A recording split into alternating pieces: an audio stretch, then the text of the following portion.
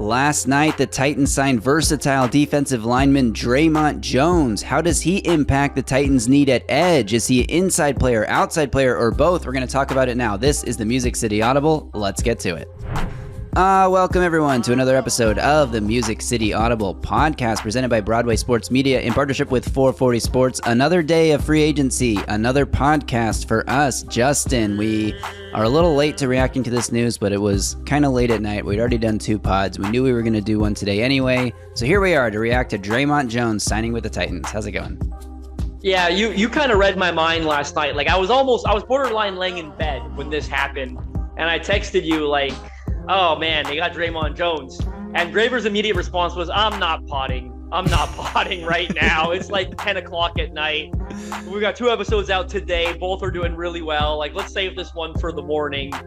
So that we did. So I don't know. I think you did not use the word emergency. I'm glad you didn't, because I think the time, what do the police call it again? Like the when the time is expired on a crime? Statute of limitations. The statute of limitations, I think, is expired on this being an emergency pod. We should ask Arden Key once again what he thinks. Arden Key it's his new teammates. He might have been pissed that we didn't do an emergency pod, but here we are with a reactionary, not emergency, if you will, to the Dre'Mont Jones sign. Yeah, so what does Dre'Mont Jones bring to this Titans? Formerly with the Seattle Seahawks, he was signed in Seattle sort of as a defensive tackle, like an interior lineman, and then slimmed down, lost a ton of weight, and transitioned to edge rusher for them. He started his career in Denver 2019 to 2022. He was with Seattle the last 2 seasons, and now the Titans signed him to a 1-year, $10 million contract, I think is the max value. 1 year, $8.5 million was the number that was reported for the base value of the signing here. So he's not being paid like a backup. He's not being paid like a star. $8.5 million with, probably sack incentives that could push him to $10 million. He's a solid player. It fits a theme. The same kind of theme we've been seeing with the Cody Barton signing, the Xavier Woods signing. I don't necessarily better than those. I think he's probably a little better than those. I wouldn't put him on the same level as Kevin Zeitler in terms of like a multi-time Pro Bowler. But I also think he's probably better than Dan Moore Jr. in terms of just value at the position, even though Dan Moore Jr. is by far their highest paid free agent signing so far. That's just the cost of getting competent O-line play in this league. But Dre'Mont Jones, I think when he comes to Tennessee, is going to play this kind of versatile role where you look at the Titans' edge room right now, and it's Arden Key and nobody else that you feel confident, putting on the field, especially as a starting level player. Arden Key maybe best as a third edge rusher, rotational level player even. So who's going to start at edge? Is it going to be Dre'Mont Jones now and Arden Key? Is Dre'Mont Jones going to be a guy that moves inside on pass rushing downs and plays outside on early downs? Like, all of this is to be determined, but he definitely comes in and starts to help fill a major need on the defensive line. Yeah, I think the most notable question here is, where does he play more frequently and how do they view him? Because to give a little background, as you said, he was more of an interior player in Denver, a really good football player. Like when Seattle signed him a couple off seasons ago, it was a 3-year, $52 million deal. Like they paid him as in that's elite money, especially a couple of years ago. That's, more than $15 million a year, more than $16 million a year to play that position. So really good football player. I don't know what went into the position change. Obviously, they asked him to do it. If I had to guess, they probably just found him too similar to like Leonard Williams, who they already had playing like 3 tech for them, is a really, Pro Bowl type football player. So they asked him to slim down and move to edge, even though they had a lot of edge rushers and have invested heavily there recently as well, right? Like back-to-back high picks in Boye Mafe and Derek Hall, paid you Uchenna Nwosu well as well. So they've had a lot of players there, but they asked him to move to edge this year. He was in like that 3-man rotation because Nwosu was hurt most of the year. And the results were sort of lukewarm, right? 4 sacks in his first year in Seattle, 4.5 this year. Was a bit of an inconsistent player. You definitely, as someone who played better on the interior. But here's where the question goes begging, and I think most Titans fans know what I'm going to say, but Titans are really deep on the interior, or fairly deep, right? Locked in with Jeffrey Simmons and Tavondre Sweat as their starters. Re-signed Sebastian Joseph Day, who was a damn good football player for them last year, who kind of played in those, when they had a 3-man front, if you will. Yep.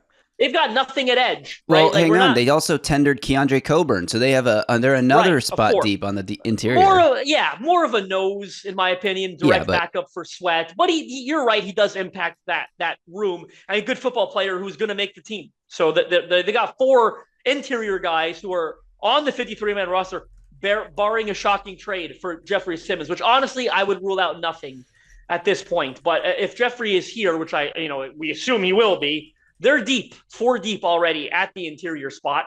And they've got nothing at edge, right? Like you can say that this guy wasn't super effective at edge, but he's a lot more effective than Ali Gay and Jalen Harrell, right? Right? Like it's not even close. So that where they need him more is at edge. I think he'll play that hybrid versatile role because he's better inside. I don't know how this looks, to be honest yeah. with you. Like on passing downs, maybe T'Vondre Sweat, he gets a breather, and it's Jeffrey Simmons and Dre'Mont Jones, who are both better pass rushers than T'Vondre Sweat is. I still think that, no matter what Sweat did this year was the inconsistent impact as a pass rusher. So, or maybe let's have some fun. Jeffrey Simmons lying out on the edge once in a blue moon. I'd love to see T'Vondre Sweat get some coil there at the edge and get a chance to build up some speed and power. So it's like you could have a lot of fun with this group. The question is, you don't necessarily want to miscast them as a full-time edge like Seattle did, Right. but that's where you need them right now because the depth is just so horrid at that spot. I think keyword is right now. Let's talk about what Dre'Mont Jones has done in his career and what kind of player the Titans are getting here. So just some stats that have been floating around on Twitter. This one from Zach Lyons. Last year, Dre'Mont Jones had 45 pressures. I was going to mention that. That would have tied the Titans' team high with Jeffrey Simmons for 45 pressures. And this, according to Zach, is with him playing in a scheme that really had him spending almost 85% of his snaps at the wrong position. Mike Herndon sort of echoed that on Twitter as well. Even playing out of position, Mike said, Dre'Mont Jones would have led the Titans in pass rush win rate at 12.9% and QB hits with 11. His overall pass rush win rate over the last two seasons exclusively aligned over or outside the right tackle. So that's outside of three technique, even wider alignment than three technique. He had 319 pass rushing snaps in those alignments for a 14.4% win rate, 46 pressures and 5 sacks. That's from Andrew Russell. Look, this isn't Max Crosby, although I do think there was something that he had a higher pass rush win rate, according to Pro Football Focus, than Max Crosby last season. We're going to disregard that because my eyes tell me that Max Crosby is a better... Max Crosby. Yeah. I'd rather have Max Crosby. But like my point is, this isn't a Bosa brother who, despite what they may be at this point, this isn't Myles Garrett. This isn't a star edge rusher the Titans just signed. He is a quality player who's going to give you a lot of good snaps, who's versatile, who has been productive but not uber productive. And all this, like you got more, right? You talked to somebody who covers Seattle. I did too, actually, but go ahead. Yeah, here's something I just want to echo regarding those stats that you just mentioned, okay? This guy played edge on a full-time basis last year, okay? Like that's full-time. And he was more productive than Harold Landry at that position, right? More pressures, not as many sacks. Got to do a better job converting those pressures to sacks, but more pressures, a higher pass rush win rate. Even if he is playing edge, I do kind of like him there. And I love him there when he's got Jeffrey Simmons and T'Vondre Sweat playing next to him on the interior, right? Like those one-on-one opportunities. He's super powerful. A little Denico Autry to his game, right? Like even when Autry came here, to be honest with you, I loved him. And I was stunned when he made such a successful transition to full-time edge. Like I thought he was a D tackle through and through. I was really surprised when he did as well as he did at edge. Now, to be fair and not biased, we've had a full year of Jones playing full-time edge, and he wasn't quite as impactful as Autry was for Tennessee at that position. But I don't know. I like this football player a lot, man. Maybe I'm biased, and I loved him dating back to Ohio State. I loved him in Denver. I thought Seattle had a deep room this year. Yes, he was a little up and down, but I do some coverage of the Seahawks I mentioned on here randomly once in a while. He went through some spurts where they were really satisfied with the production and they felt he was turning a corner. They were in salary cap hell, this offseason. They were like $30 million over the cap when the offseason started and he was a cap casualty. I get it. 3 years, 51 million. It was a lot. And I always say almost every contract in free agency, you're getting cut before the final year, right? And that's what happened to him. Played out those first 2 years of a 3-year deal.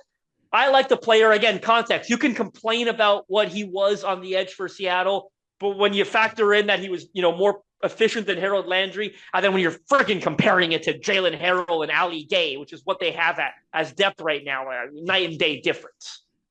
And it's another guy who doesn't miss a lot of time with injury. He's played a ton of snaps over the last few seasons. A durable player. It's exactly the type of player the Titans have continued to target in free agency.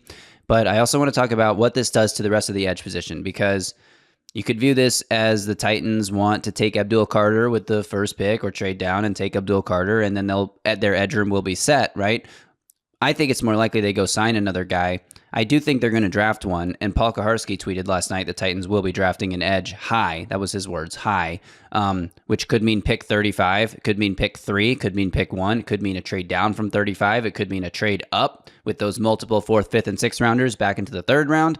Could mean any of those things, but the Titans will definitely be adding a guy in the draft. The question is if they will add another guy in free agency as well. I tend to think they should, because I'd hate to go into the draft as a team like knowing that you need to draft a specific position. There's only one position they should do that with, and that's whatever position they plan on spending the number 1 pick on, because that's the only position the guy you want will be there. So who are the other edges available in free agency? Well, Von Miller was cut by the Bills. Matt Judon finished his year with the Falcons. Preston Smith, Zadarius Smith. Remember when they were the Smith brothers and they both played for Green Bay? Lorenzo Carter, Kaylavon Chason, Darrell Taylor, Laurie, Charles Omenihu. Yeah, so Spotrac has it divided by outside linebackers and defensive ends, which is really confusing in the outside linebackers, because like Jerome Baker is part of this group, and he's obviously a totally different position than the rest of the guys I just named. But yes, Charles Omenihu, DeMarcus Walker, Foley Fatukasi is more of a defensive tackle, 3-tech than a defensive end. Yeah.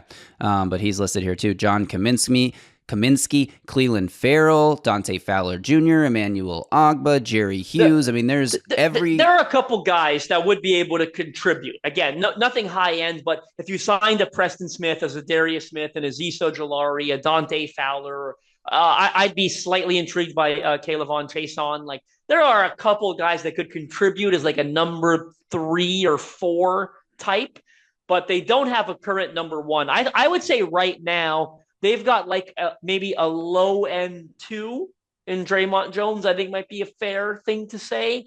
High end 3 for both Jones and Key, or maybe one's a high end 3 and the other's a mid tier 3. I don't think either of them are a below tier 3. I think at worst they're mid tier 3s, high end 3s at best.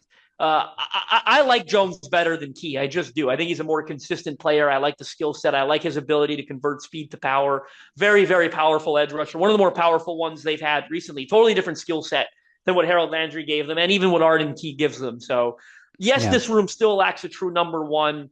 Anyone they sign, I'll tell you this, I don't think I like any of those guys that are still available as much as I like Dre'Mont Jones. And I think I'd almost put Arden Key above them as well. But it's nice to have depth. It'd be nice to have Zadarius Smith on the field as opposed to an Ali Gay or a Jalen Harrell, right? So it could get you more depth. They're going to have to draft one high. Again, whether that's at 1, at 3, or at 35, that's where it's going to happen. It's not going to happen anywhere else. I don't think it's going to happen in a trade back 3rd round, 4th round. I think at latest it's at 35, even if it's quarterback at 1. And there should be some good players there because it's a fairly deep edge rushing class. Not a ton of high-end rushers, but there are a lot that I like in that 20 to 40 range, and a couple of them are going to be available. So they will add at least one more edge at some point through the draft, and maybe, they'll add another, rotational type in free agency. We'll see. I'm not convinced that that's going to happen, but we'll see. I am. Yeah. Let's make a bet. This is a Music City Audible bet, baby. Put it on the board. Here we go. I say the Titans sign another edge before the draft. You say they don't? Yeah, I'm like... For the sake of the bet. Just for the sake of the bet, I'll say they don't. Because I think it's more likely that they do, but I wouldn't be shocked if they don't. Like, that's where I am.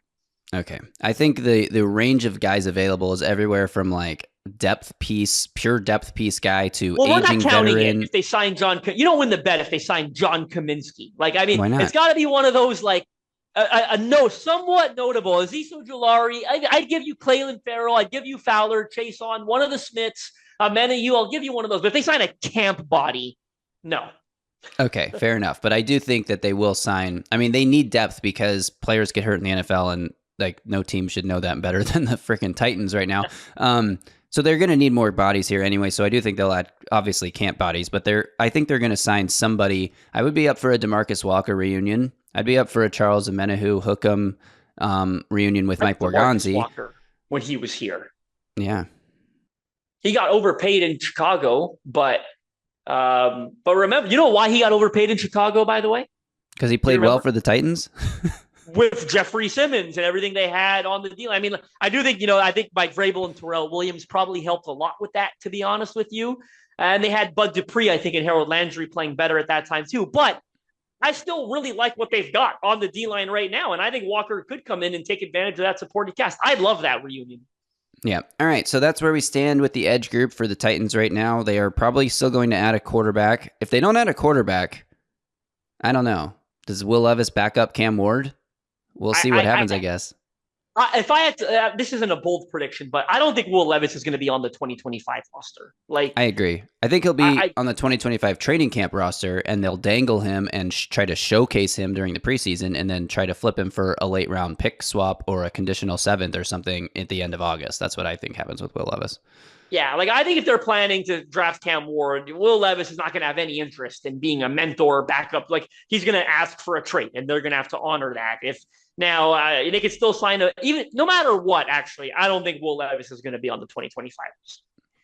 And then they'll probably add at least one more receiver, we would imagine, in free agency. They'll probably be targeting multiple receivers in the draft. They're probably going to do that. I mean, Chad Brinker, that Green Bay thing where they just drafted a whole bunch of receivers over the course of 2 years, like throughout the draft. And now they have a stocked receiver room of a bunch of guys who are like... They're on like all of them, too. Like, yeah. I mean, kind of. I mean, I don't know. Like, Christian Watson's been hurt, and he was the earliest pick of that bunch. But, like, he's a good player. He's just hurt all the time. But like they hit on Romeo Doubs, they hit on Dontavian Wicks, they hit on Jaden Reed was the other one. Like they've hit on all of them. Maybe that'll work here. Who knows? Yeah, so the Titans need to do something like that to reinvigorate the wide receiver position. But you also mentioned Romeo Doubs. There's been a lot of speculation we've seen on Twitter. If like Cooper Kupp signed with the Packers, would Doubs become available for a 5th round pick or something, a 6th round pick? Maybe the Titans look at it at that avenue too. So lots still to come for this Titans free agency, and we will be back to recap it whenever it happens. If nothing else happens before the end of the weekend, we'll be back on Monday. But if the Titans go sign a backup quarterback or a major receiver veteran, maybe we'll hop back on and do another quick pod. TBD. Just keep an eye on the YouTube channel. If you are subscribed to the channel, give this video a thumbs up, like, and turn on alerts so you get a notification every time we drop a new video. You won't miss it when we're back. So until then, thanks everyone for tuning in. Y'all stay safe out there and tighten up.